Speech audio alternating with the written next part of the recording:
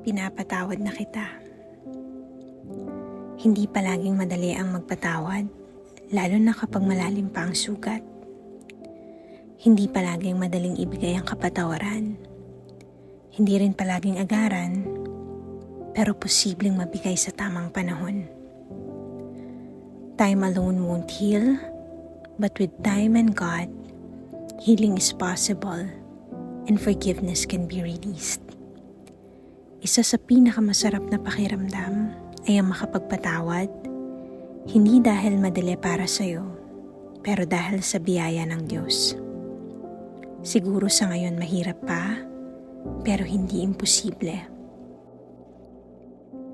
When you forgive, you are actually releasing someone from the darkest prison cell, where guilt and shame of the past torments them. Posible pala na kahit sa nakasakit sa'yo, pwede kang maging pagpapala na aabot sa kanila at magpapakita na mas malalim ang pag-ibig ng Lord kesa sa mga kasalanan na nagawa nila. And when you forgive, you are releasing the burden that's hindering you from going forward.